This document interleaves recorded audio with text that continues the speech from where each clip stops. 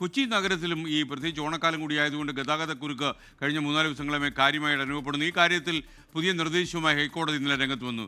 പോലീസുകാർ തന്നെ നേരിട്ട് നിരത്തിലിറങ്ങി ഗതാഗതം നിയന്ത്രിക്കണം, തിരക്കേറിയ സമയത്ത് സിഗ്നൽ ഓഫ് ചെയ്യണമെന്നും ഹൈക്കോടതി നിർദ്ദേശിച്ചു. നിതിൻ അംബുജൻ കൂടുതൽ വിശദാംശങ്ങൾ നൽകും കൊച്ചിയിൽ നിന്ന്. നിതിൻ പറയൂ. Good morning.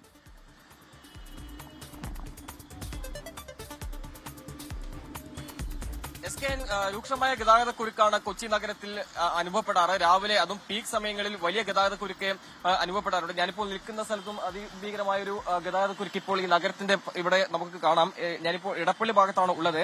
ഇത്തരമൊരു ഗതാഗതക്കുരുക്കിലാണ് ഇപ്പോൾ നിർദ്ദേശവുമായി ഹൈക്കോടതി വന്നിരിക്കുന്നത്. ജസ്റ്റിസ് അജിത് റാവലിന്റെ ബെഞ്ചാണ് ഈ ഒരു നിർദ്ദേശം നൽകിയിരിക്കുന്നത്.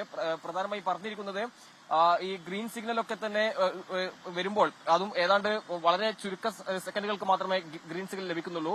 അങ്ങനെ ഗ്രീൻ സിഗ്നൽ ഉണ്ടാകുമ്പോൾ ബസ്സുകളെല്ലാം തന്നെ വേഗത്തിൽ എടുക്കുന്നത് അപകടങ്ങൾക്ക് വഴിവെക്കുന്നുണ്ട്. ഈ ഒരു സാഹചര്യത്തിലാണ് ഇപ്പോൾ സിഗ്നലുകൾ ഒഴിവാക്കാൻ, അതും പീക്ക് സമയങ്ങളിൽ രാവിലെ 8:30 മുതൽ 10 മണി വരെയും വൈകിട്ട് 5 മണി മുതൽ 7:30 വരെയുമാണ് ഈ ഗ്രീൻ സിഗ്നൽ ഒഴിവാക്കാൻ നിർദ്ദേശം നൽകിയിരിക്കുന്നത്. ബാനർജി റോഡ്, അതോടൊപ്പം തന്നെ സഹോദര അയ്യപ്പ റോഡ് എന്നിവിടങ്ങളൊക്കെ തന്നെ പോലീസ് മാനുവലായി ഗതാഗതം നിയന്ത്രിക്കണം എന്നാണ് ഇപ്പോൾ ഹൈക്കോടതി ഭാഗത്തും നിർദ്ദേശം വന്നിരിക്കുന്നത്. ബസ്സുകളുടെ മത്സരയോട്ടവുമായി ബന്ധപ്പെട്ട ഒരു ഹർജി പരിഗണിക്കവെയാണ് ഇത്തരം ഒരു നിർദ്ദേശം എന്തായാലും ഹൈക്കോടതിയുടെ ഭാഗത്തും ഉണ്ടായിരിക്കുന്നത്. നമുക്കറിയാം, വലിയ ഗതാഗതക്കുരുക്ക് ഇവിടെ അനുഭവപ്പെടാറുണ്ട് കൊച്ചി നഗരത്തിൽ. ബസ്സുകളിലെല്ലാം തന്നെ മത്സരയോട്ടത്തിന് ഈ ഗതാഗതക്കുരുക്കൊരു കാരണമാകുന്നു. ആ ഒരു പശ്ചാത്തലത്തിലാണ് ഇത്തരം നിർദ്ദേശം ഇപ്പോൾ എന്തായാലും ഹൈക്കോടതി ഭാഗത്തും വന്നിരിക്കുന്നത്.